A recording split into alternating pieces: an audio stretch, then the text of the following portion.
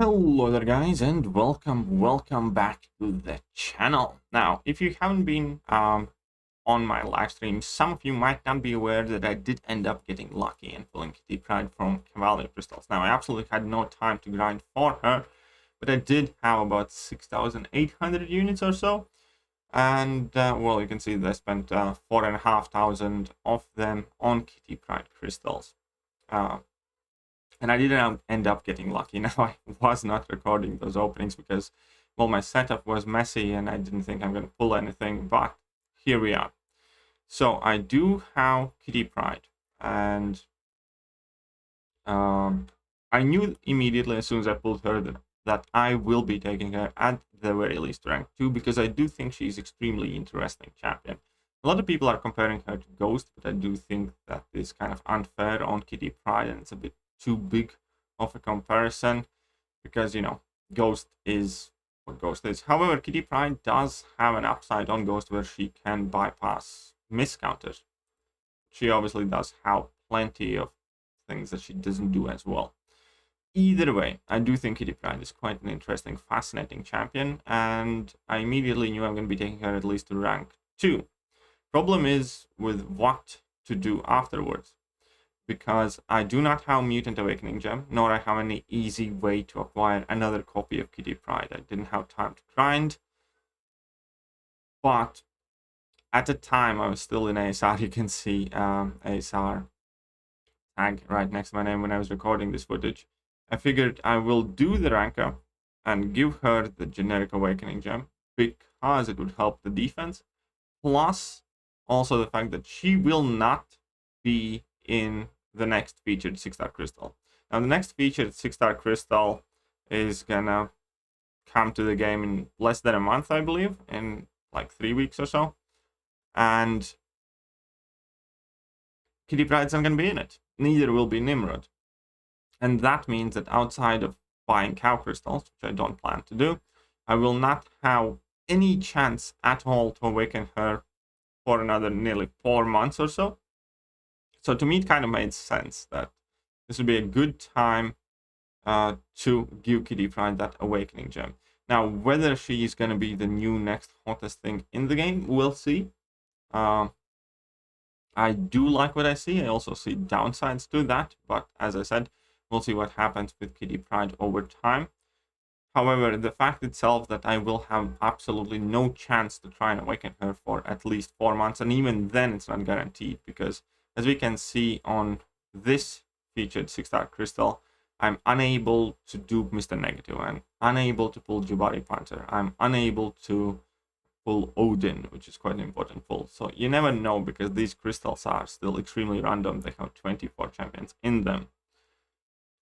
So I figured that I might as well give my generic Awakening Gem to Kitty Pryde now, and then on Cyber Weekend, more than likely on Cyber Weekend, I will end up, well, there more than likely will be a 6-star Awakening Gem. Either way, so here's the moment where I am using that. I took a screenshot at that point as well, but yes. Awakening Gem goes to Kitty Pryde, and I took her 670, but, you know, as always with signature stones, the game goes extremely laggy, so might as well jump to a bit of a gameplay. Now, I do have some fights. I have just a quick Winter Soldier fight, then I have a Star-Lord solo in Labyrinth of Legends, and then I have a bit of Act 7 gameplay, I believe. So, the idea is whenever you dash forward with Kitty Pryde, you can phase. Now, I'm still kind of getting a hang of it. There is a bit of a learning curve with this character. You can see that I'm not in phase now, and if Winter Soldier dashes in at me, I'm just not getting into the phase because I haven't dashed back far enough. So you need to kind of like get used to when you need to do like double dashes or something. Either way, here we're gonna start off with my first level 1, because why not? I'm gonna be baiting out level 1 from Winter Soldier. Now I just need to land either 3 crits or do an intercept and a crit in order to gain some more promises. For those of you who do not know, with Kitty Pryde, every time you intercept opponent, you gain 2 promise. Every time you crit or opponent crits against you, you also gain a promise. Every time either champion is stunned, you gain a promise. So now I have 30 promise because I phased through some hits. And that was quite a juicy level 2 there. So we can rewind there with 170 something potency. So let's go in from here. So 1 hit, 2 hits. So he goes from 57% all the way down to 14%. So that took down 43%, which should be like 200 something K, which is, you know, not too bad. Close to 300K special too, with a prep time of only a single level 1. Obviously, you can have the level 2s hit even harder. It's not too bad. Overall, it was like 65 hits. That is with Kitty Pryde obviously fully synergized up here.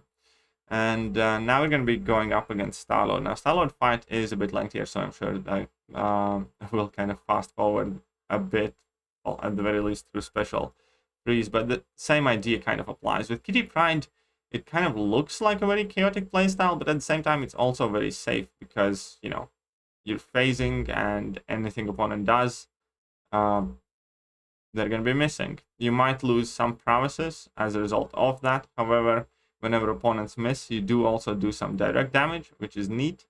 So here I go for level 1. I think I'm going to be going for level 3 next to get some more to get a longer incinerate to keep increasing potency of my prowess.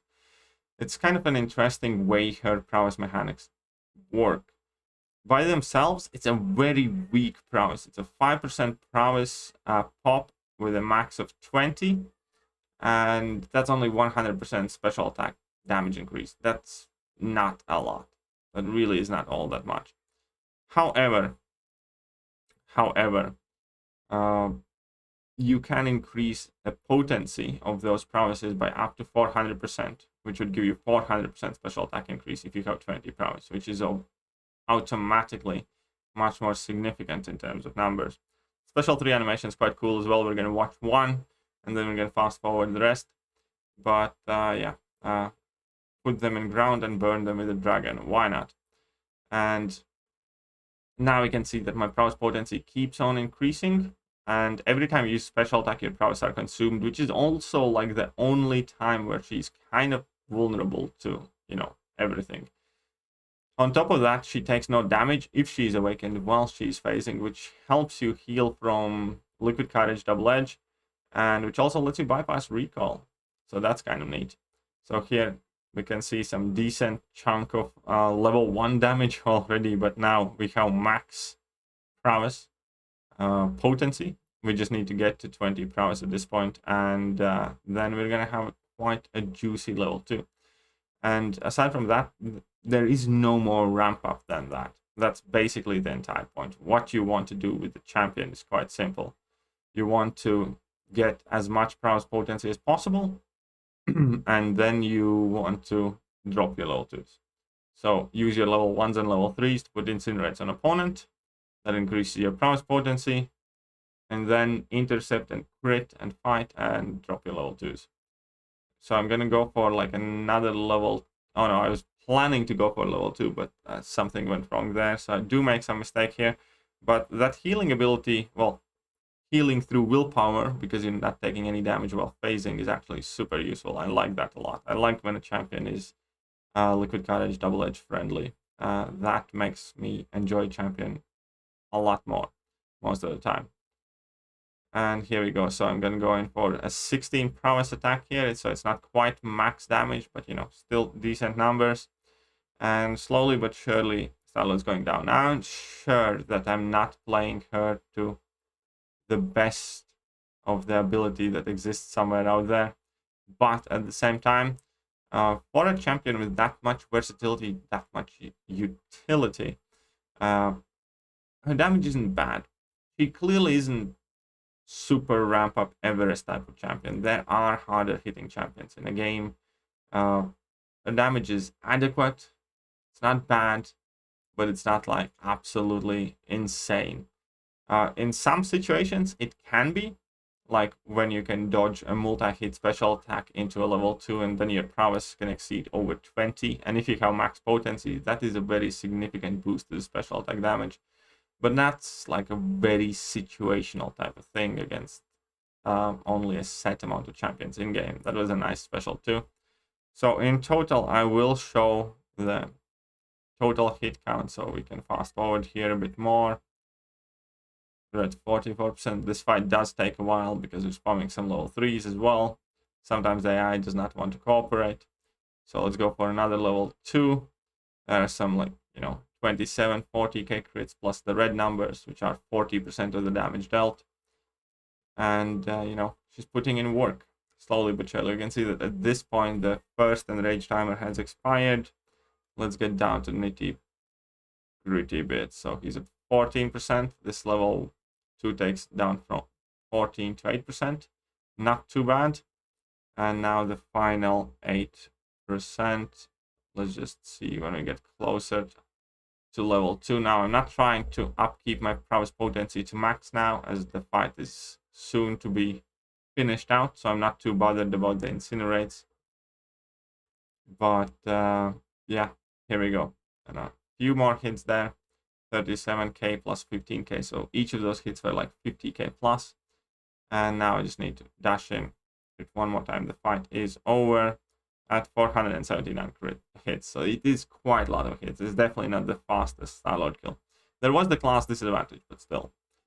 And just a bit in Act 7. There will be some interesting interactions here as well, because opponents' special attacks are unblockable, so I will get hit, and I should take quite a lot of damage, but obviously if Kitty Pryde's phasing, don't really take the damage. Now, Foresight will help me increase my damage pretty much immediately. And here you can see, whilst you are getting hit, phase is also paused, so that is also kind of super helpful. And yeah, no, there is definitely a lot still that I have to learn about the character. I know Cam has been posting a ton of videos, and I'm gonna be sure to check out plenty of them. But the main point of this video wasn't to showcase how crazy is Kitty Pryde, but perhaps a bit more about just the fact that I did end up pulling her, I did end up ranking her up, and I'll probably be uploading a couple more videos about her. But either way, that is about it here for today. I do hope that you guys enjoyed today's video, and if you did, hit that like button, hit that sub button, hit all the good buttons, and I shall catch you guys soon. See ya!